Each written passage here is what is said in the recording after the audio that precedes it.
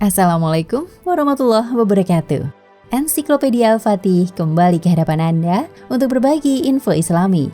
Semoga menginspirasi aktivitas Anda hari ini. Dan jangan lupa klik tombol subscribe dan aktifkan notifikasi tombol lonceng agar tidak tertinggal berita terbaru dari Ensiklopedia Al-Fatih.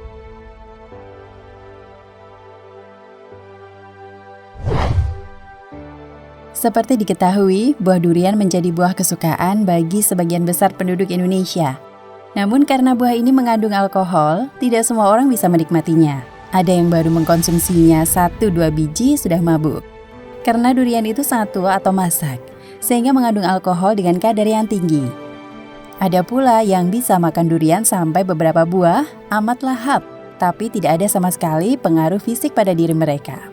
Buah durian yang mengandung alkohol dengan kadar yang relatif tinggi sehingga dapat menyebabkan orang yang mengkonsumsinya menjadi mabuk.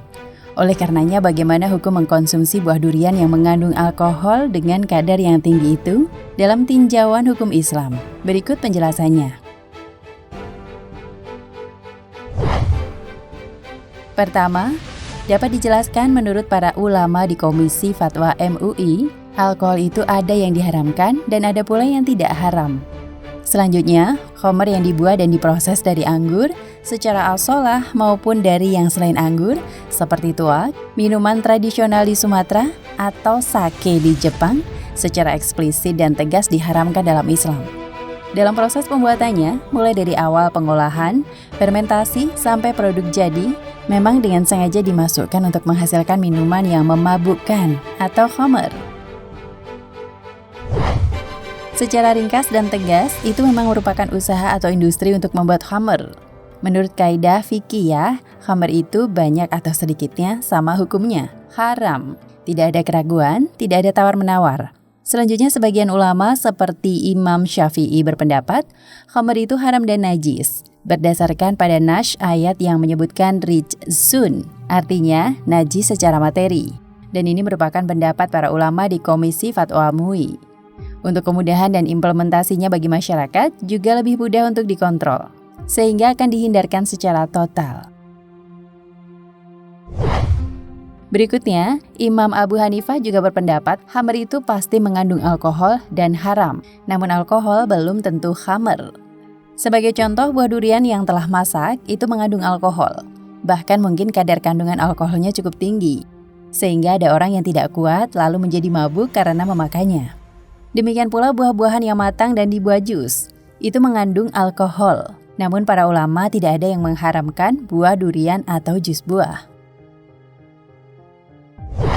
Sedangkan dalam kaidah fikih, pada dasarnya yang disebut khamr itu adalah minuman dari perasan anggur yang difermentasi.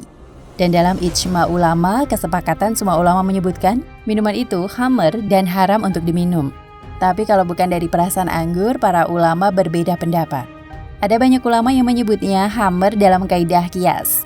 Namun ada pula ulama yang menyebutnya bukan khamr, tetapi nabis. Di antaranya adalah pendapat Imam Hanafi. Dengan pendapat ini, maka ketentuannya adalah kalau meminum nabis itu tidak memabukkan, maka hukumnya tidak haram. Tetapi kalau sampai menyebabkan mabuk, maka hukumnya haram. Demikian pendapat sebagian ulama dalam mazhab Hanafi. Namun selain mazhab Hanafi, para ulama sepakat menyebut hukumnya sama dengan khamr dan haram diminum. Selanjutnya di dalam Al-Quran maupun Al-Hadis, yang disebut khamr dan diharamkan secara tegas itu adalah minuman. Sedangkan buah durian bukan minuman. Dan mengkonsumsi atau makan apapun kalau bukan minuman, meskipun mengandung alkohol, apalagi itu buah durian masih alami, tidak melalui proses apapun, maka pada dasarnya halal. Dan memang sejatinya semua mazru'at, tumbuh-tumbuhan atau produk nabati itu halal, kecuali yang mengandung khobaits atau keburukan atau bahaya. Perhatikanlah makna ayat Al-Quran, dan menghalalkan bagi mereka segala yang baik dan mengharamkan bagi mereka segala yang buruk. Quran Surat Al-A'raf ayat 157. Kalau ada kasus orang makan buah durian sampai mabuk, maka itu dapat dipahami sebagai perbuatan yang berlebihan, melampaui batas. Dan makan serta minumlah, tetapi jangan berlebih-lebihan melampaui batas. Sesungguhnya Allah tidak menyukai orang yang berlebih-lebihan. Quran Surat Al-A'raf ayat 31. Maksudnya janganlah berlebih-lebihan atau melampaui batas yang dibutuhkan oleh tubuh. Dan jangan pula melampaui batas dalam mengkonsumsi makanan walaupun dihalalkan.